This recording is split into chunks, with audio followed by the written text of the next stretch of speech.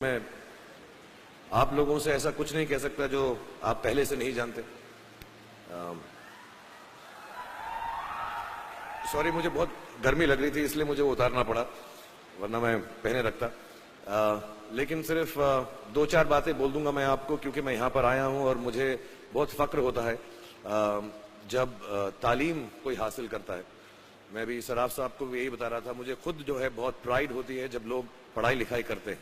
मुझे लगता है तालीम से ज्यादा अहम कोई भी चीज दुनिया में नहीं है। और जैसा मैंने आपसे कहा, इस वक्त ये जो आपका मुकाम है, ये जो उम्र है आपकी, इस उम्र में आप में सबसे ज्यादा जज्बा होगा, सबसे ज्यादा ब्रेन सेल्स होंगे और सबसे ज्यादा बाल होंगे।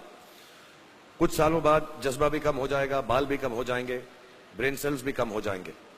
सो ये जो मौका आपको जिंदगी ने दिया है, ये जो थ्रेशोल्ड पर आप हैं, जब आप बाहर जाएंगे, काम करना शुरू करेंगे और पढ़ाई करेंगे, आप में से कुछ ग्रेजुएट हो रहे हैं, कुछ पोस्ट ग्रेजुएट हो रहे हैं, बहुत सारे अभी पीएचडी हासिल करके गए। आप लोगों को सिर्फ इतना कहना चाहूंगा कि जैसे आपकी सोच है, जो आपके दिल में आए, जिंदगी भर सिर्फ वही कीजिएगा। क्योंकि जब आप मेरी उम्र के होंगे या अपने माँ बाप की उम्र के होंगे, अपने टीचर्स की उम्र के होंगे, तो कहीं ना कहीं दिल में कोई ना कोई रिग्रेट रह जाती है कि मैंने वो क्यों नहीं किया। तो हर लड़के और हर लड़की को मैं सिर्फ यही कहूंगा, प्लीज जो दिल में आए इस उम्र में जरूर कीजिएगा। मेरे जो वालिद थे, मैंने जैसे बताया, बहुत पढ़े लिखे थे, तो उन्होंने बहुत गरीब भी थे, उनको कभी कोई नौकरी नहीं मिली, हार्डली उनके पास पैसे होते थे। जो भी बिजनेस उन्होंने शुरू किया, इतनी तालीम हासिल करने के बाद भी वो फेलियर ही रहा। लेकिन उन्होंने बहुत प्यार दिया, और क्योंकि उनके पास पैसे नहीं होते थे, तो मेरे हर जन्मदिन पे अपनी कोई पुरानी चीज मुझको दे दिया करते थे। तो पहली पुरानी चीज जो, और बहुत बड़ा चढ़ा के उर्दू में अच्छे अच्छे अल्फाज यूज करके मुझे इंप्रेस करते थे कि बहुत अच्छा प्रेजेंट दिया है मुझको। तो वो मुझे पहली चीज उन्होंने मुझे, ये मैं हर जगह पर बोलता हूँ, स्कूल के बच्चों के फंक्शन पे, येल यूनिवर्सिटी में, एडिनबरा में, क्योंकि आप लोग सब अपनी लाइफ के उस थ्रेशोल्ड पे हैं जहां से आपको कामयाबी हासिल करनी है इंशाल्लाह। सो पहली चीज जो उन्होंने मुझे दी थी, उन्होंने मुझे अपना शतरंज का सेट दिया था, टूटा फूटा सा। वो शतरंज हर रोज खेलते थे। हनुमान मंदिर के जो हेड प्रीस्ट थे, पंडित थे, उनके साथ रात को जाके मेरे वालिद जो हैं शतरंज खेलते थे। और उन्होंने मुझे कहा कि शतरंज से आप जिंदगी के बारे में बहुत कुछ चीजें सीख सकते हैं। पहली ये कि कोऑपरेशन और साथ मिलजुल कर काम कैसे करना है। दूसरी ये कि जिंदगी में आगे बढ़ने के लिए कभी कभी पीछे भी हटना पड़ता है। तीसरी ये कि जो छोटे लोग होते हैं, जो आप समझते हैं, कई लोग ऐसी बात मानते हैं, जो पॉन्स होते हैं, जो प्यादे होते हैं, उनकी सबसे ज्यादा इज्जत करना जिंदगी के अंदर। कोई भी इंसान छोटा नहीं होता, हमेशा हमेशा जिंदगी में काम आता है। और कामयाबी हासिल करने के लिए आखिरी बात शतरंज ये सिखाती है हमको कि कभी कभी जिस चीज से सबसे ज्यादा लगाव होता है, जैसे रानी से अमूमन हो जाता है, कभी कभी उसे भी सैक्रिफाइस करना पड़ता है आगे बढ़ने के लिए। दूसरी चीज जो उन्होंने मुझे दी, मेरे पास है वक्त, 2 मिनट बोल सकता हूं मैं, सॉरी। दूसरी चीज जो उन्होंने मुझे दी थी, वो एक टाइपराइटर दिया था। आज के जमाने में आई डोंट थिंक किसी को, बहुत सारे बच्चे होंगे यहाँ पे जिनको मालूम भी नहीं होगा टाइपराइटर कैसा लगता है। अब सब कंप्यूटर पे काम करते हैं।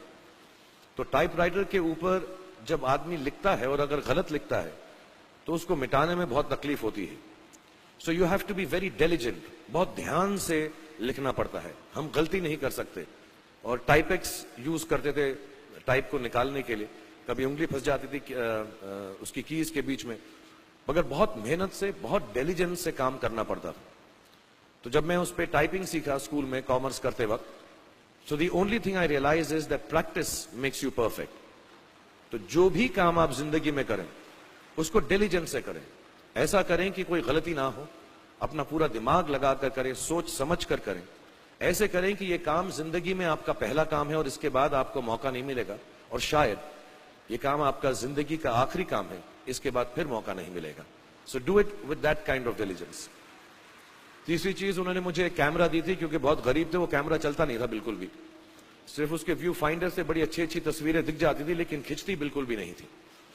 और इससे मुझे उन्होंने सीख दी कि जो हमारी क्रिएटिविटी होती है, हम जो भी, कभी कभी हमारी हॉबी होती है, कभी कभी हमारा उससे प्यार होता है, लेकिन हम उसको अपनी नौकरी नहीं बना सकते, अपना काम नहीं बना सकते। बहुत कम लोग ऐसे फॉर्चुनेट होते हैं जैसे मैं हूं कि जो मेरी हॉबी थी, जिस चीज से मुझे प्यार था, कलाकारी से, एक्टिंग से, वो मेरा पेशा भी बन गया। अमूमन ऐसा होता नहीं है, लेकिन जो हमारी कला है, चाहे वो पोएट्री है, चाहे वो लिखना है, चाहे वो पेंटिंग है, चाहे जो भी चीज, गाना है, अकेले में गाना है, हमारी क्रिएटिविटी जरूरी नहीं है कि दुनिया एक्सेप्ट करे। जैसे उस कैमरा की तस्वीरें दिखती नहीं है, लेकिन उसमें देखने से खूबसूरत लगता है हर कुछ, वैसे ही आपकी जो क्रिएटिविटी है वो अपने लिए रखें। क्योंकि जिंदगी में कभी ना कभी, कहीं ना कभी ऐसा मुकाम आएगा जब आप बहुत अकेला फील करेंगे। हो सकता है दुख का समय भी आए, उस वक्त आपकी जो क्रिएटिविटी है वो आपकी सबसे अच्छी दोस्त होगी, दुनिया उसको माने या ना माने।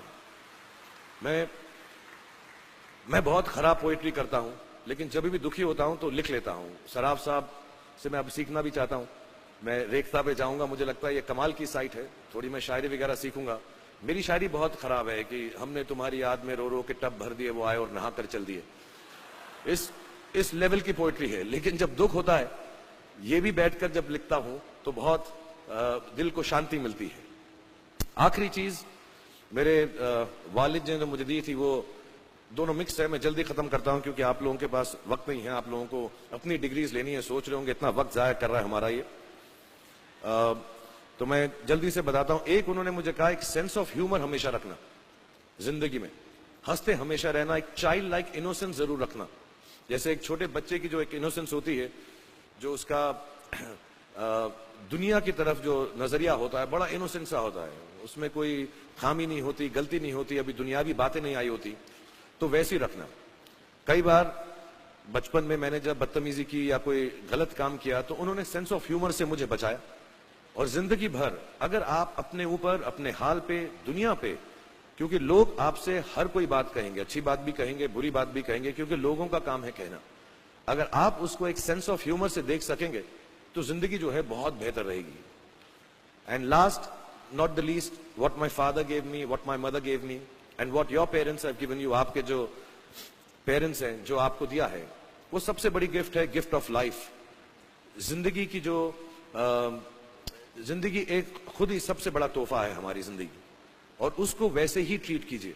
जिंदगी के अंदर जो भी मुकाम आए, जैसी भी चीजें हो, अच्छा हो, बुरा हो, कभी अंधेरा हो, कभी उजाला हो, हर चीज को रिस्पेक्ट कीजिए और जिंदगी में ग्रेस रखिए हर इंसान की तरफ। हर इंसान जो भी आपसे जो भी बात करेगा, वो अपनी मुसीबत के हिसाब से करेगा, अपनी हैसियत के हिसाब से करेगा। कभी गलत बात भी बोलेगा, ऊंची बात भी बोलेगा। जब आप काम करेंगे, जब आप बड़ी बड़ी कंपनीज के अंदर नौकरी हासिल करेंगे, आपका हमेशा झगड़ा रहेगा, जो मेरा जूनियर है वो ऐसी बात करता है, मेरा सीनियर जो है ऐसी बात करता है। लेकिन सब जो हैं जिंदगी से जूझ रहे हैं, इस जिंदगी में कुछ बनने की कोशिश कर रहे हैं। सो वो ग्रेस जो है, वो लीवे जो है, हर किसी को दीजिएगा, जो आपके साथी हैं, जो आपके साथ साथ काम कर रहे हैं, जो आपका साथ काम नहीं भी कर रहे और जो आपका साथ नहीं भी दे रहे। ग्रेस से बड़ी चीज आप जिंदगी को वापस नहीं लौटा सकते। ये 4-5 चीजें याद रखिएगा। याद रखिएगा, नहीं रहे तो कोई बात नहीं। आप लोग बहुत कुछ अभी इस जगह पर इल्म हासिल कर चुके हैं और मुझे उम्मीद है और मुझे यकीन है कि आप जो भी करेंगे जिंदगी में बहुत कामयाब होंगे। और फिर से मैं मौलाना आजाद नेशनल उर्दू यूनिवर्सिटी का शुक्रिया अदा करना चाहूंगा कि मुझे यहाँ पर बुलाया, आपसे मुखातिब होने का मौका दिया। थैंक यू वेरी मच, बहुत बहुत शुक्रिया। और आप, मुझे मालूम है कुछ टीचर्स जो होंगे यहाँ पर बैठे होंगे जो आपके फेवरेट नहीं भी हैं, जो बहुत स्ट्रिक्ट होंगे, डांटते भी होंगे आपको, उनको सबसे ज्यादा याद रखिएगा जब आप इस यूनिवर्सिटी से बाहर जाएंगे, क्योंकि जो सबसे